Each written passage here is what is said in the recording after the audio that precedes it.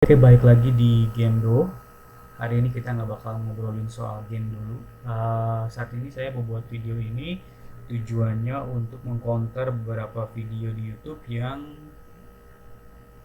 mereka bikin ya hanya untuk konten aja gitu ya. Isinya tidak bertanggung jawab. Kebanyakan dari konten-konten itu scam, itu lebih berbahaya lagi karena itu scam. Perusahaannya tidak bertanggung jawab yang artinya tidak membayar gitu ya. Jadi saya bikin ini sebetulnya karena beberapa kali lihat komentar-komentar di video-video. Jadi apalagi di masa pandemi kayak gini ya, banyak orang butuh pekerjaan. Jadi sebetulnya sebagai konten kreator itu harusnya bertanggung jawab gitu dengan isi kontennya gitu ya. Saat ini saya bikin ini justru untuk mengcounter itu, dan saya harap ini menjadi solusi buat kalian semua yang memang sedang mencari pekerjaan dari rumah gitu ya. Tapi ini hanyalah side job gitu ya. Seperti beberapa ada website yang saya juga lakukan, misalkan kayak uh, user fill gitu ya. Itu adalah website website yang memberikan kemudahan bagi pencari kerja untuk bekerja dari rumah, yaitu dengan cara mengetes atau testing website gitu. Jadi kita ngetes dengan keahlian developer kita atau coding skill kita.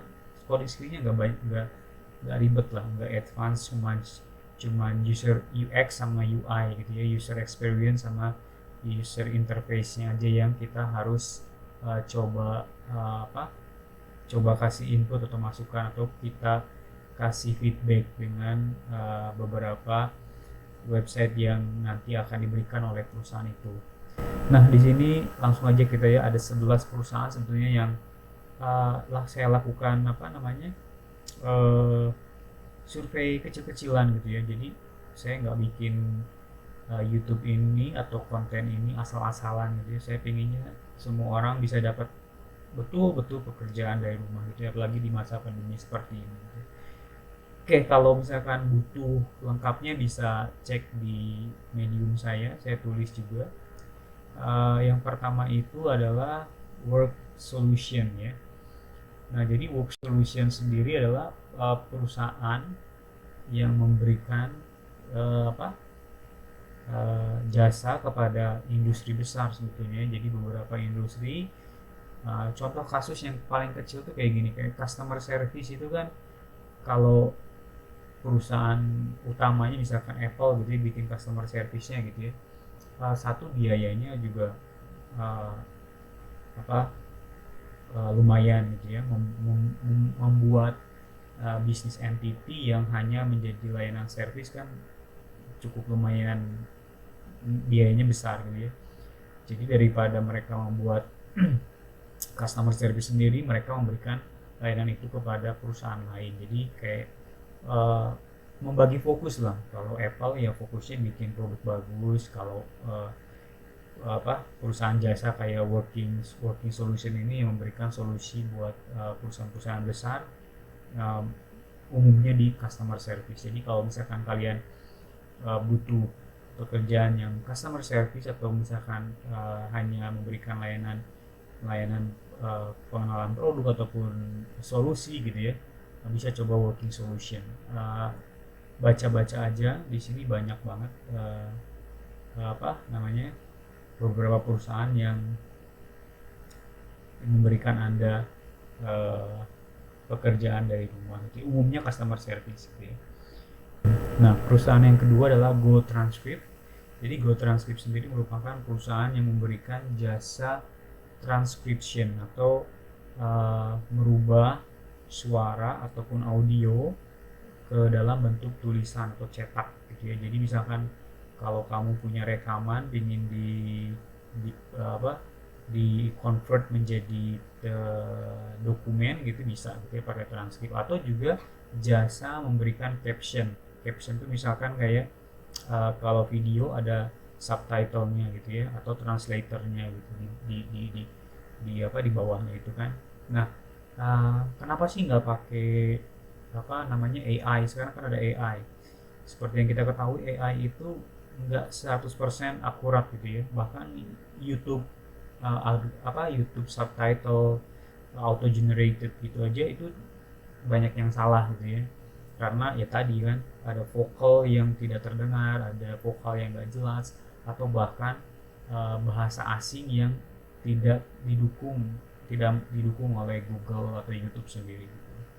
Jadi Go Transcript ini salah satu adalah layanan jasa yang memberikan uh, jasa transcription dan subtitle. Jadi kalau kalian suka dengan bikin-bikin subtitle gitu ya, atau jago mungkin beberapa bahasa gitu ya, misalkan bahasa Belanda atau bahasa Inggris atau bahasa Jerman atau bahasa Rusia bahkan, nah coba Go Transcript gitu ya, cek-cek aja. Nah ini kalau kalau kita lihat ke sini, ini kan servisnya gitu ya, gimana cara kerjanya gitu ya, kalian cari di bagian bawahnya itu ada tuh. Nah, kalau di bagian bawahnya itu lihat aja ke sini ya, work, ada affiliate juga gitu ya. Jadi ada dua ini, tinggal cek ke sini aja. Oke. Ini udah terbukti. Jadi yang 11 perusahaan ini yang saya saat ini review ini udah terbukti gitu ya. Oke, lanjut ke perusahaan berikutnya adalah Automatic gitu ya. Automatic ini sama dengan working solution gitu ya. Jadi si Automatic ini sebetulnya adalah perusahaan yang bekerja sama dengan beberapa banyak perusahaan industri besar gitu ya, yang uh, mencari solusi, misalkan kayak umumnya sih customer service gitu ya, atau customer service atau enggak uh, layanan produk gitu ya, layanan produk, atau kalau enggak uh, salesman, telesalesman gitu ya, menjual produk melalui layanan telepon ataupun layanan internet gitu ya. Nah, automatic ini bisa dicoba juga. Yang berikutnya adalah live on. Nah, apa sih live on itu? Saya coba cek di websitenya ya, di layar saya sebelah sini. Mereka itu adalah layanan call center ya. Jadi mereka itu layanan call center untuk beberapa industri atau perusahaan besar juga. Jadi umumnya work from home itu adalah ya adalah jasa yang berkaitan dengan customer service ya, customer service, telemarketing gitu ya, terus atau enggak uh, apa uh, testing, misalkan app testing, web testing, dan testing game yang lainnya gitu ya. Nah, live on adalah layanan yang memberikan pekerjaan buat kamu sebagai customer service. Oke. Nah, bisa cek-cek aja di websitenya ini, saya sudah sediakan linknya di Medium saya, jadi bisa cek langsung. Yang ke 6 itu adalah Boldly. Nah, Boldly juga merupakan perusahaan yang saat ini sudah berubah ya. Jadi tadinya itu Worldwide 101, jadi sekarang berubah menjadi Boldly. Nah, Boldly sendiri merupakan perusahaan yang memberikan Anda pekerjaan sebagai virtual assistant gitu ya. Virtual assistant itu apa sih? Virtual assistant itu mirip dengan sekretaris gitu ya, virtual sekretaris gitu ya. Banyak perusahaan misalkan, atau bahkan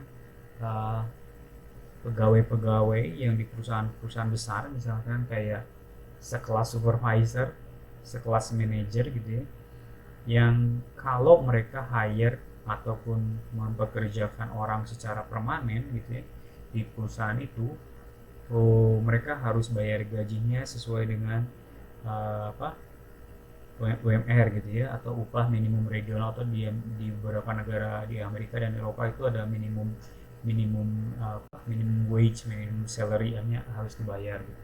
Yang kedua, ada benefit-benefit yang harus dibayarkan sesuai dengan undang-undang gitu ya. Nah, padahal pekerjaannya mungkin waktu peak aja, misalkan di bulan-bulan Desember, bulan akhir tahun gitu ya, waktu peak aja mereka butuh pegawai itu. Tapi kalau waktu-waktu di bulan-bulan berikutnya, misalkan bulan-bulan Januari sampai bulan-bulan atau Juli gitu ya, mereka nggak butuh gitu. Nah, Boldly ini salah satu perusahaan yang memberikan layanan kepada mereka-mereka yang membutuhkan virtual assistant untuk bekerja sesuai dengan jam gitu ya. Jadi bayarnya per jam. Boldly itu membayar kira-kira sekitar 15 sampai dengan 20 dolar per jamnya gitu ya, atau bahkan ada yang sampai 30 dolar per jamnya, tergantung skill sama experience kamu gitu ya. Jadi pekerjaannya apa sih? Pekerjaannya itu misalkan cariin data dong di internet itu, beberapa data, list data sampai misalkan 100 atau 200 atau 300 atau 500 data perusahaan ini gitu, atau cariin kontak perusahaan ini misalkan, atau misalkan bikin jadwal untuk sebulan gitu tentang kegiatan-kegiatan ini gitu. Nah, itu virtual assistant. Oke, itu Bodley atau sebelumnya pernah dikenal sebagai Worldwide 101 atau oke. Berikutnya itu adalah Apple sendiri sebetulnya ini pekerjaan yang menyenangkan ya buat mereka-mereka yang disebut sebagai advokat atau Apple advocate, atau saat ini dikenal dengan Apple fanboy gitu ya. Mereka yang sangat kenal, sangat suka, bahkan sampai jatuh cinta sama produk Apple gitu ya. Mengerti benar dengan troubleshooting produk-produk Apple, misalkan handphone Apple, Apple Watch, ataupun Apple TV, atau car audio, ataupun dan lain-lain, banyak macamnya gitu ya. Nah, kalian bisa kerja sebagai sebagai produk konsultan gitu ya di Apple gitu ya. Nah, Apple memberikan solusi buat kalian yang memang mau kerja dari rumah, itu dengan sebagai Apple Product Consultant, atau disebutnya sebagai divisi Apple Home Solution gitu ya. Jadi Home Solution and Home Advisor. Jadi kalian bisa kerja dari rumah. Terus kalau misalkan ada customer Apple yang punya masalah dengan produk Apple, akan disambungkan kepada kalian dan kalian memberikan solusi kepada mereka. Seperti itu. Atau mungkin bagi mereka yang mencari produk ataupun spare part ataupun produk-produk Apple terbaru, mereka akan disambungkan kepada kalian sebagai pegawai Apple, dan kalian harus memberikan layanan tentang produk Apple, baik itu troubleshooting ataupun produk baru ataupun feature yang mereka sedang cari gitu ya. Nah, kayak gitu. Oke, nah berikutnya itu adalah perusahaan Citel. Citel sendiri merupakan perusahaan yang sudah terkenal. Jadi Citel Group ini sebetulnya sama dengan Working Solution, gitu ya. Mereka memberikan layanan kepada industri besar lainnya, gitu ya. Di Citel ini umumnya sebagai customer service juga ya, customer service representative gitu ya. Tapi menariknya di Citel ini mereka memberikan banyak benefit. Salah satunya ada benefit sebagai pegawai tetap juga gitu ya, pegawai tetap tapi kerja tetap dari rumah gitu ya, pegawai tetap, dan mereka memberikan gaji itu bisa sampai 400 ribuan gitu setahun ya, 400 ribu dolar setahun gitu ya. Terus mereka juga memberikan benefit retirement gitu ya. Terus mereka juga memberikan benefit saving plan gitu ya. Dan ada employee discount juga untuk medical, dental, sama ophthalmologi atau mata gitu ya. Gigi dan perawatan mata. Nah, ini Citel sangat bagus, tapi requirementnya juga tinggi banget sih. Jadi kalian bisa coba aja. Oke. Berikutnya ini adalah perusahaan namanya Asurion Carrier ya. Asurion itu perusahaannya adalah perusahaan yang bersifat lebih teknikal. Jadi orang-orang yang punya backgroundnya teknik itu cocok buat bekerja di Asurion gitu ya. Jadi kalau zaman dulu itu yang namanya customer service itu kan mereka menghubungkan antara pelanggan dengan teknisi misalkan. Nah, kalau di zaman sekarang itu justru technical orang-orang tekniknya sendiri atau orang-orang teknisiannya itu atau pegawai tekniknya sendiri mereka bekerja langsung juga sebagai customer service. Jadi mereka lebih ngerti banget itu tentang permasalahan customernya gitu ya. Nah, di Azurion ini mostly itu pekerjaannya technical ya. Jadi customer care technical gitu ya. Uh, customer care yang ngurusin soal permasalahan teknik. Banyak hal, misalkan ya bisa handphone, laptop, ataupun AC, ataupun TV, ataupun yang lain-lain gitu ya. Jadi lebih teknikal. Jadi kalau kalian punya background teknik, Azurion cocok buat kalian. Perusahaan berikutnya di daftar 11 perusahaan memberikan pekerjaan dari rumah itu adalah Genggo ya. Genggo sendiri merupakan perusahaan yang memberikan layanan translation gitu ya, atau penterjemah ya, penterjemah. Jadi kalau kalian yang punya punya kemampuan dalam bahasa bahasa asing gitu ya, baik bahasa Inggris ataupun bahasa asing lainnya, Genggo salah satu terpercaya gitu, website terpercaya untuk pekerja translator. Berikutnya ini adalah Concentric. Concentric sendiri merupakan perusahaan layanan jasa ya, customer service. Seperti yang lainnya, seperti beberapa perusahaan yang ada di list kita tadi, ini perusahaan memberikan jasa kepada perusahaan besar sebagai customer service representative. Jadi pekerjaan yang umumnya diberikan kepada kalian juga sebagai customer service representative gitu ya. Nah, itu beberapa daftar perusahaan, kira-kira 11 ya, daftar perusahaan yang memberikan pekerjaan dari rumah gitu ya. Pekerjaan-pekerjaan ini umumnya tidaklah full time, tapi adalah part time, jadi tidak setiap hari ada. Jadi coba apply apply lebih dari satu, maksudnya ya, bisa 2 ataupun 3 gitu ya, karena tidak akan selalu ada pekerjaan itu gitu ya. Nah,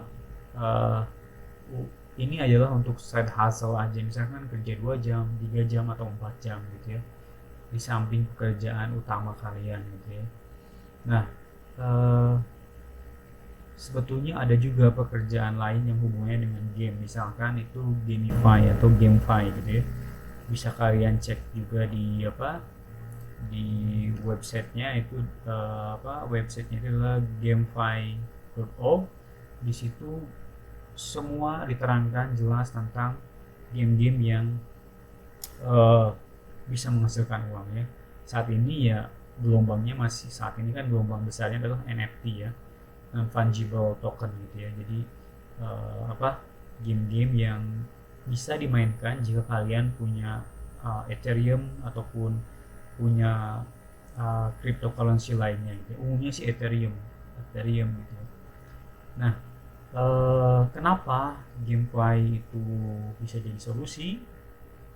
Karena saat ini ya kita tahu sendiri ya bahwa industri NFT ini lagi naik ya, lagi naik gelombang teknologi NFT ini lagi sedang dikembangkan. Perkembangannya tiap tahun itu ya, NFT itu 150%an gitu. Jadi bayangin bisa sampai 150%, bahkan 200% gitu ya. Jadi kalau kita tidak ikut gitu ya dalam gelombang ini ya, satu, tidak bisa menikmati manfaatnya, yang kedua ya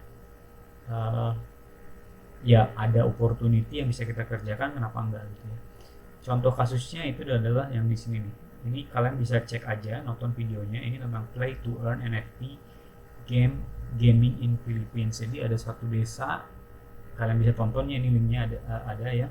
Jadi tinggal searching aja pakai itu, play to earn NFT gaming in Philippines. Kalian bisa cek itu videonya. Ada satu desa di Filipina, semua orang itu memainkan game NFT yang namanya itu kalau nggak salah Axie Infinity ya. Axie Infinity ini tokennya udah mahal, jadi untuk masuk dalam game ini udah mahal, udah ribuan dolar gitu ya. Dan umumnya yang mereka kerjakan, pemain-pemain game yang ada di Filipina ini adalah merupakan pegawai-pegawai. Jadi pegawai-pegawai yang di hire oleh orang-orang yang uh, gamer-gamer yang sudah simpan aset gitu di Axis Infinity ini gitu ya. Jadi bayangin, gamer aja sekarang udah jadi perusahaan gitu. Jadi bukan developer aja yang jadi perusahaan, tapi gamer sendiri sudah jadi perusahaan, dan mereka meng-hire orang-orang yang tidak punya pekerjaan di Filipina sebagai pemain aja gitu. Jadi mereka yang memainkan gamenya, nanti mereka diberi account dan mereka memainkan gamenya. Ketika misalkan kalau nggak salah apa tuh monsternya udah bisa menghasilkan monster lain atau anak ataupun apa namanya kemampuannya udah berkembang gitu ya, mereka dapat bonus dari situ gitu ya. Nah, jadi saat ini di dunia NFT bukan hanya developer yang jadi perusahaan yang bisa earn money, tapi gamer juga bisa earn money dan bisa jadi perusahaan gitu. Itu aja paling saat ini video kita. Terima kasih sudah nonton. Jadi kalau kalian lihat video-video serupa seperti ini yang tidak memberikan informasi yang tidak bertanggung jawab, jangan ditonton. Cek kembali kebenarannya. Ini saya sudah cek beberapa kali dan ada beberapa perusahaan juga yang saya nanti akan share lagi. Salah satunya adalah bisa cek ya, namanya itu adalah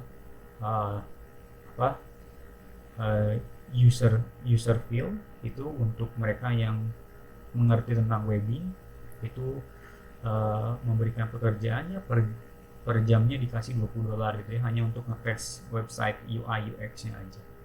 Itu aja, sampai bertemu di video berikutnya. Thank you.